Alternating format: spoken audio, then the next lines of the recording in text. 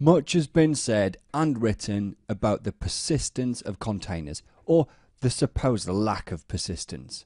You know what? Much of what has been said and written is tosh. Total and utter tosh.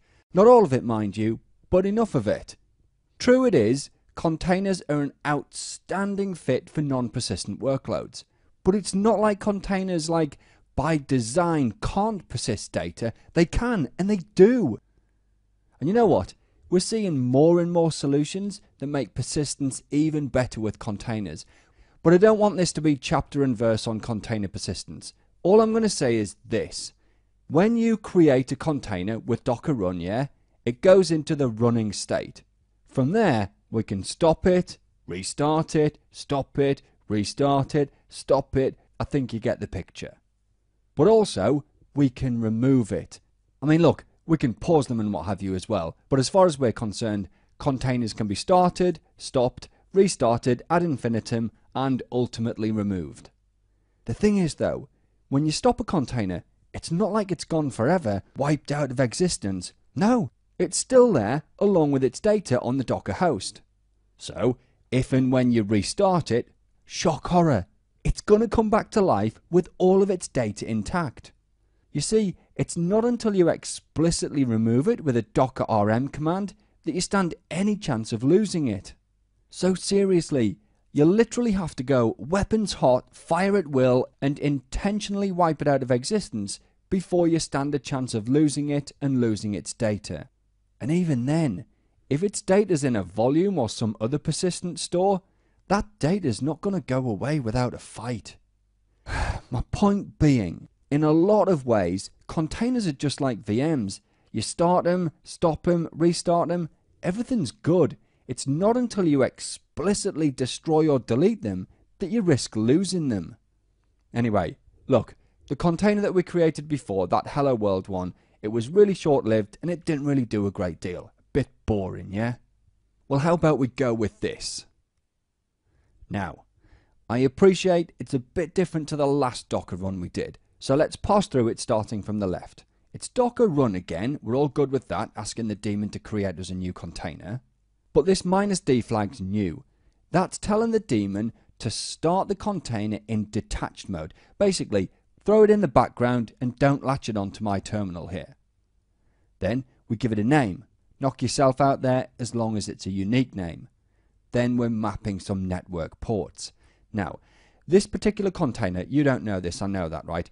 But it's a web server listening on port 8080.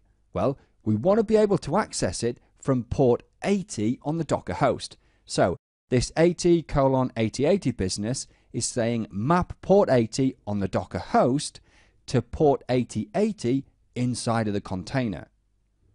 That means in a second, when we point the web browser to our Docker host on port 80, it's going to get mapped through to port 8080 inside the container, and we should hopefully see a web page.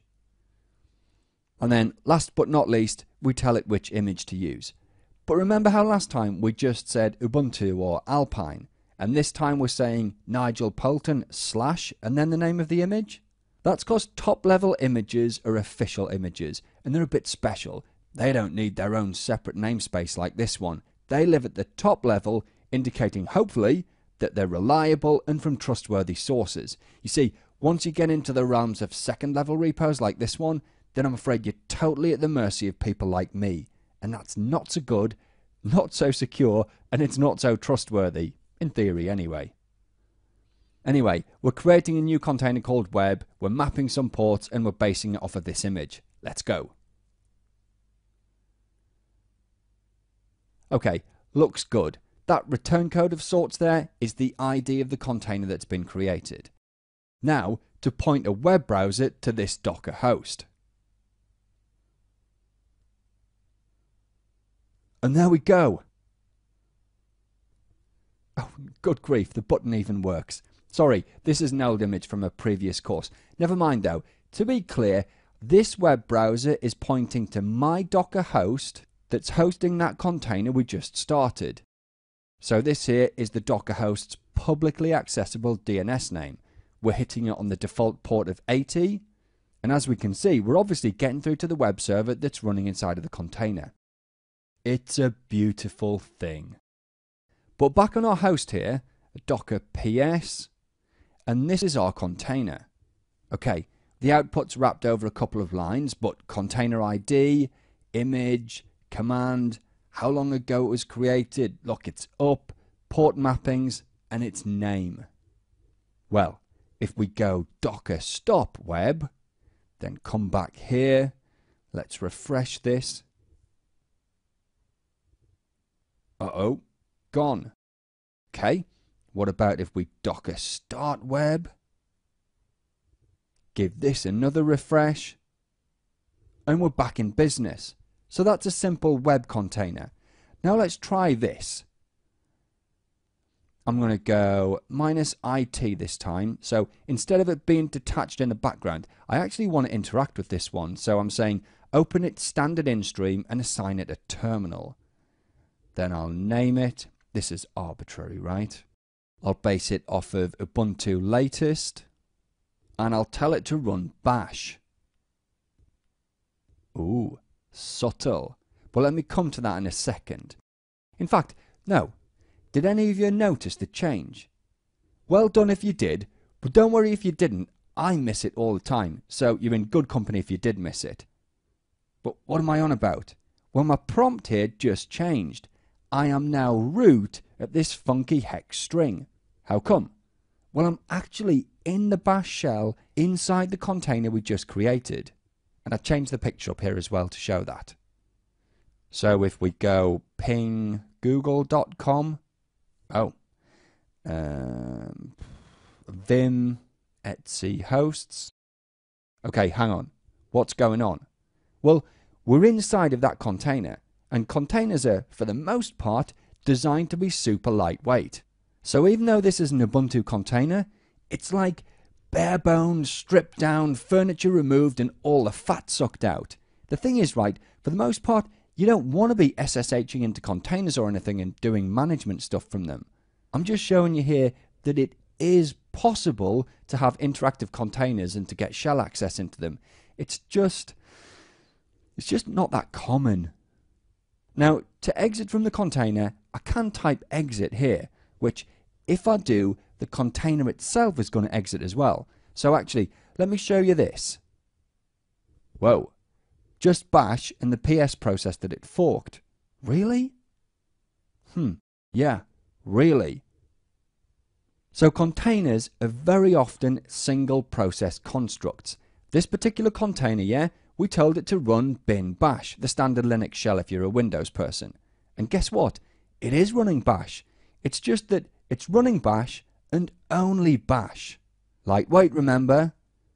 But because I'm in that bash shell right now, if I type exit, then bash is going to exit. And as that's the only process running on the container, well, that'd leave the container with no running processes, and the container would exit.